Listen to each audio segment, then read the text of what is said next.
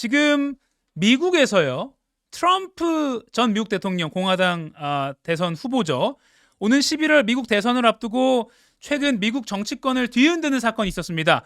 이미 이제 공화당 대선 후보 자리를 확정한 이 트럼프가 이른바 성추문 입막음 돈 사건에서 유죄 판결을 받은 건데요. 우리와는 좀 다른 사법 체계잖아요. 유죄 판결 이따가 좀 설명 드릴 거고요. 이게 지난주 목요일인데 트럼프 지지자들 사이에서는요.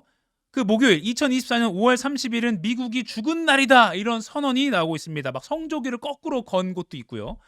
국제사회도 주목하고 있고 또 한미 관계에서 어떤 또 정치 이슈 어떤 영향을 줄지도 관심이 모아지기 때문에 이게 다른 나라 이슈지만 결코 가볍게 넘길 사안은 아닌 것 같습니다. 그래서 미국 정치 전문가 미국 프린스턴대 유혜영 교수 특별히 오늘 모셨습니다. 유 교수님 나와 계시죠? 네, 안녕하세요. 안녕하세요. 일단 좀 복잡한데요. 우선 이 성추문 입막음 돈 사건, 이건 어떤 사건인지 좀 간략히 정리 좀 부탁드리겠습니다.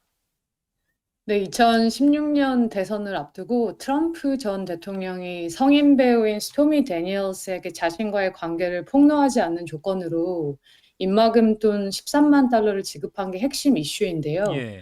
근데 처음에 이 돈을 지불을 할 때 트럼프가 직접 한 게 아니라 트럼프의 개인 변호사인 마이클 코헨이 본인의 돈으로 먼저 스토미 데니얼스에게 지불을 하고 나중에 트럼프에게 상환을 받았다고 이제 코헨이 주장을 하고 있는데 코헨은 이 과정을 트럼프가 다 알고 있었고 트럼프가 이제 지시한 것이다라고 폭로를 한 거죠. 아하. 근데 반면에 트럼프는 코hen이 내 그냥 개인 변호사니까 원래 하던 대로 그냥 변호사 비용을 지불한 거라고 주장을 했는데 사실 뭐 입막음용 돈을 지불하는 것 자체는 뉴욕주 법에 따르면 중범죄는 아니에요. 네. 그래서 뉴욕주에서 이제 기소를 한 게 기본적으로 이제 비즈니스 레코드, 사업 기록을 이제 위조했다라는 건데 그래서 이거 자체는 중범죄가 아니지만 네. 어떤 이런 사업 기록을 조작하는 거를 다른 범죄에 사용을 하면 이게 중범죄가 되거든요. 음. 그래서 트럼프가 이 기록을 위조한 것이 선거 결과를 바꾸려고 했다라는 것이죠.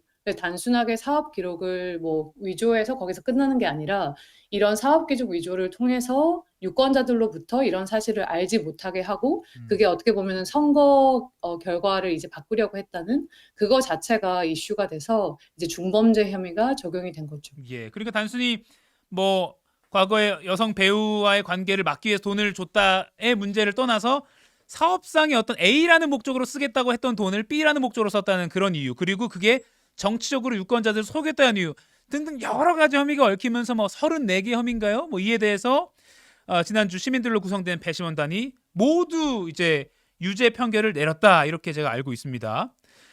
네. 그런데 그 미국 이제 이런 그 법 제도가요.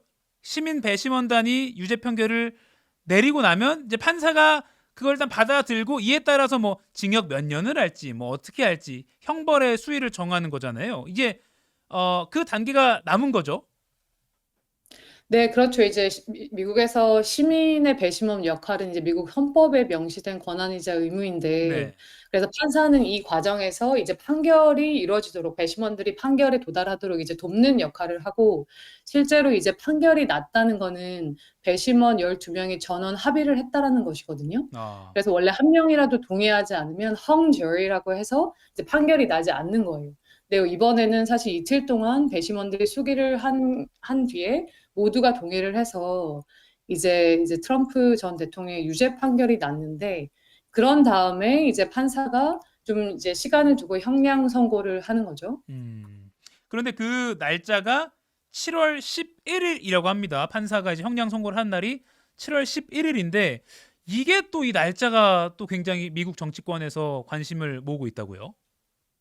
네, 그렇습니다. 이제 올 여름에 남은 대선 관련 주요 행사 중에 하나가 이제 각 당의 전당대회인데요. 예. 공화당에서 전당대회를 먼저 합니다, 민주당보다. 그게 음. 7월 15일에서 18일 이렇게 나흘 동안 하는데 지금 후안 머샨 판사가 선고 기일을 7월 11일로 정했어요. 아. 그러면 이게 공화당 전당대회 4일 전이니까 예.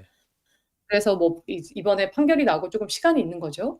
근데 사실 이게 뭐 트럼프 대통령의 공화당 전당대회 직전에 뭐 의도적으로 맞춘 건 아니고요. 음. 실제로 뉴욕에서 유죄 판결이 나고 형량 선고가 있기까지 트럼프 대통령의 범죄가 이제 화이트 칼라 중범죄에 해당하는데 보통 선고까지 한 3주에서 8주 정도 걸린다고 하거든요. 예. 그리고 이게 판사가 그냥 단독으로 이제 뭐 형량을 내린다기보다는 뉴욕주에서는 보호 관찰관, 이제 probation officer라는 사람이 유죄 판결을 받은 사람을 인터뷰를 해요. 아. 그런 다음에 판사에게 형량을 추천하는데 그런 인터뷰 시간이 필요하기 때문에 바로 형량 선고가 되는 게 아니라 몇 주가 걸리는데 그게 하필이면 공화당 전당대회 이제 4일 전인 거죠. 아, 그렇군요. 야, 여러분들이 지금 유해영 미국 프린스턴대 교수와 미국 지금 트럼프에게 무슨 일이 일어나고 있는지에 대해서 듣고 계신데요. 이렇게 디테일하게 또 알기 쉽게 들을 수 있는 이 기회에 아주 소중한 뭔가 똑똑해지는 아침인 것 같습니다. 트럼프 유죄 판결이 난 직후에 실시된 미국 내 여론조사를 보면, 그러니까 무당층, 그러니까 약간 좀 뭐 회색층, 그리고 뭐 공화당 지지자 일부가 트럼프 전 대통령에게서 등을 돌릴 가능성이 보인다. 등을 돌리고 있는 경향이 보인다. 이런 얘기도 나옵니다. 그러니까 이 유죄 판결을 받은 게 트럼프의 대선 가도에도 직접적인 영향을 줄 거라는 분석이 나오고 있는데 이거 어떻게 보십니까? 뭐 사실 이 유죄 판결을 받은 게 트럼프에게 좋은 뉴스는 아니죠. 그래서 네. 트럼프의 전략은 사실 재판과 판결을 최대한 이제 미루는 거였는데 현재 4가지 형사 이제 사건 중에서 하나가 이미 판결이 났기 때문에 이게 좋은 뉴스는 아니지만 사실 지금 미국 정치가 굉장히 양극화가 되어 있고 네. 대부분의 유권자는 이미 누구를 찍을지 정한 것 같아요, 마음을. 아하. 그래서 사실 뭐 이번 판결이 전체 유권자 중에서 10%의 마음을 바꾼다 이런 거는 상상하기 어렵고요. 다만 뭐 100명 중에서 1명 혹은 2명의 마음은 바꿀 수 있을 것 같아요. 근데 뭐 그럼 이 숫자가 굉장히 작아 보이지만 이게 미국 선거의 특징을 생각했을 때는 또 그렇게 작은 숫자가 아니거든요. 예. 왜냐면 미국 선거는 전체 득표율이 중요한 게 아니라 선거인단 제도라는 굉장히 특이한 어떤 제도 때문에 경합주에서의 판세가 중요한데 네. 지난 뭐 2016년, 2020년 대선 결과를 보시면 미시건, 펜실베니아, 뭐 위스콘신 같은 경합주에서는 1%, 2% 차이로 이제 승자와 패자가 갈렸기 때문에 만약에 이런 경합주에서 100명 중에 1명, 2명이 이번 판결 때문에 이제 결정을 바꾼다라고 하면 이번 판결의 이제 중요성이 높을 수는 있지만 아하. 전체적으로 봤을 때는 이제 숫자가 그렇게 뭐 아주 중요해 보이진 않을 수 있다라고 생각이 드네요. 그렇군요. 다만 아까 말씀하신 대로 미시건, 펜실베니아, 위스콘신 같은 데서 지난 대선 때 1, 2% 차이였기 때문에 이거는 네. 아주 생물처럼 굴러가는 이 정치 판도로 계속 지켜봐야 되겠군요. 그런데 또 한편으로는 모르겠습니다. 위기에 강한 트럼프인가요? 트럼프 지지층이 좀 결집하는 모양새가 나오고 있습니다. 트럼프 캠프에 따르면 유죄 판결 뒤에 24시간 동안 5,280만 달러, 우리 돈 730억 원 정도의 후원금이 몰려들었다. 와, 이거 뭐야? 트럼프 이거 위기인데 우리 도와주자라고 지지층들이 막 모이는 그런 모양새예요. 네, 맞습니다. 사실 뭐 트럼프 전 대통령이 지난해 3월에 뉴욕에서 처음 기소가 되었을 때도 그때부터 이제 기소가 정치 탄압이다라고 주장을 해서 그날도 선거 자금이 엄청나게 몰렸었거든요. 예.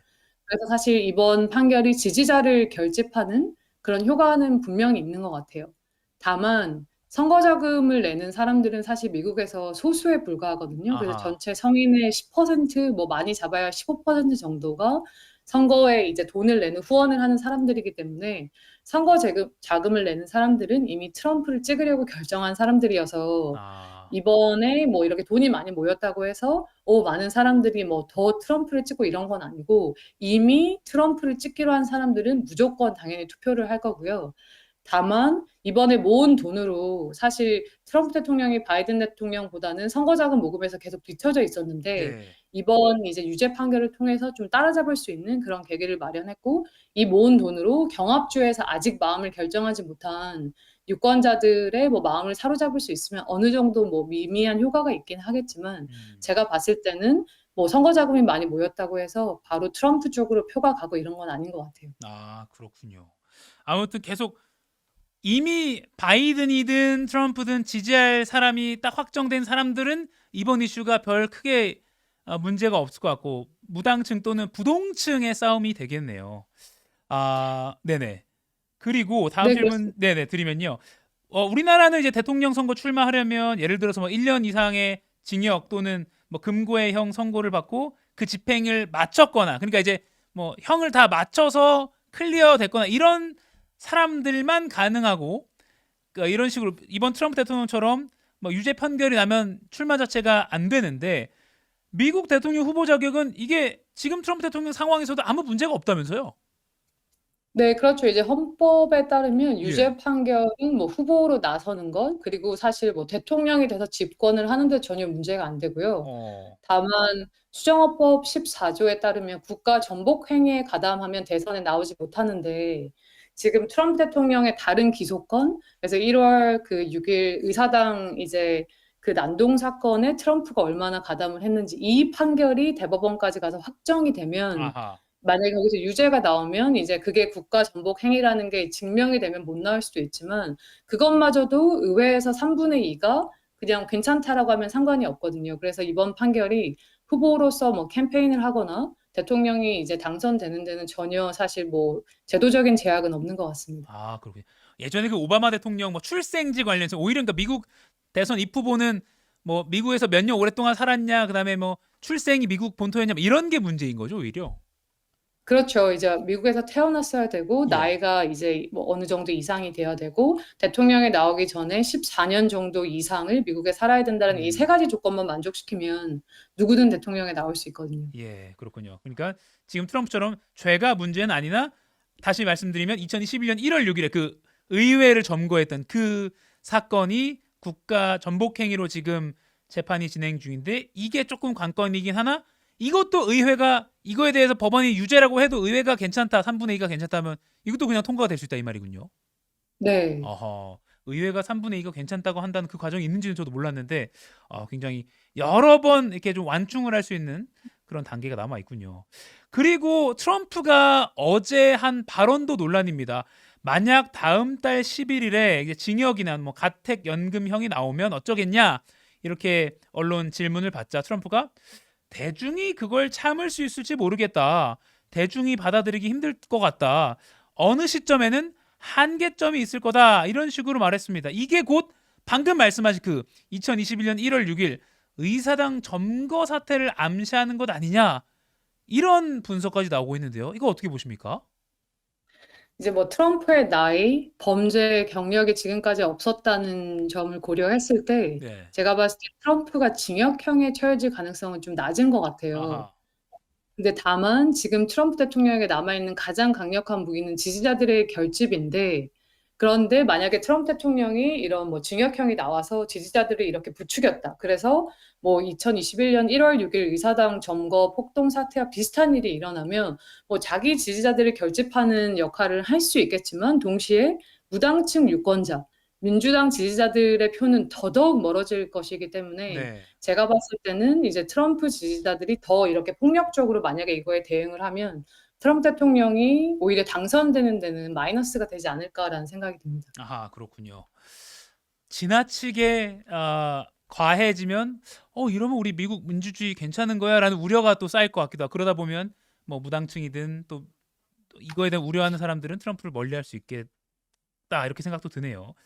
마지막 질문 드리겠습니다. 그러면 종합적으로 보셨을 때요. 이제 11월이니까요. 미국 대선 국면 향후 어떻게 될지 좀 시나리오 물론 예측의 영역입니다만 좀 예상을 좀 해봐 주시죠. 어떻게 예측하십니까? 뭐 사실 뭐 예측을 하는 건 제 전공이 아니어서 예. 제가 생각할 때는 앞으로 남은 주요 일정에서 이제 네네. 어떤 식으로 대선 구도가 펼쳐질지를 좀 주목해 보면 좋을 것 같은데요. 예. 우선 7월 11일 형량 선고 전에 6월 27일 바이든 트럼프 첫 번째 대선 토론이 있거든요. 아, 그래서 원래는 대선 토론이 전당대회가 끝나고 뭐 9월, 10월에 있었는데 이번에는 정말 처음으로 전당대회 전에 두 후보가 이제 동의를 해서 첫 번째 대선 토론이 있고 아하. 이 토론에서 사실 두 후보가 어떤 모습을 보이는지가 굉장히 중요할 것 같아요. 그리고 이 토론에서 바이든 대통령이 트럼프의 이제 유죄 판결을 얼마나 집중적으로 공격을 하는지 그거를 좀 주목해 볼 필요가 있을 것 같고 왜냐하면 민주당 안에서도 이 트럼프의 유죄 판결을 우리가 얼마나 중요한 캠페인 이슈로 삼아야 하는가에 대한 토론이 있거든요. 아, 그래서 요거를 좀 지켜보면 좋을 것 같고 그다음에 이제 공화당 전당대회가 7월 15일에 시작인데 그 전에 트럼프 전 대통령이 부통령 후보를 선정을 해야 되잖아요. 네. 그래서 이 부통령 후보를 누구로 선정하는지에 따라서 뭐 예를 들어서 뭐 흑인이라든지 히스패닉 후보를 선정을 하면 지금 원래는 바이든을 지지했던 뭐 비백인 유권자들 중에서 트럼프 대통령으로 넘어갈 수도 있고 그래서 부통령 후보를 누구로 선정하는지를 좀 주목할 필요가 있고 그다음에 사실 대법원 판결이 하나가 남았는데 네. 트럼프 대통령이 사실 그 1월 6일 의사당 그 폭동 사건과 관련해서 지금 특별검사인 잭 스미스가 이거에 대해서 기소를 했잖아요. 네. 근데 이 기소에 대해서 그거는 내가 대통령일 때 일어났던 일이기 때문에 대통령은 이제 미국 헌법에서 이제 절대적인 사면권이 있다. 그래서 absolute immunity라고 하는데 그래서 대통령의 재임 시 행동에 대해서 내가 시민으로 돌아왔을 때 처벌을 하게 되면 내가 대통령일 때 어떻게 담대한 결정들을 할 수 있겠느냐. 아하. 그래서 이제 대법원에 이거를 가지고 가서 나에게 절대적 자기 사면권이 있다는 거를 뭐 허락해 달라라고 지금 신청을 해놓은 상태거든요. 예.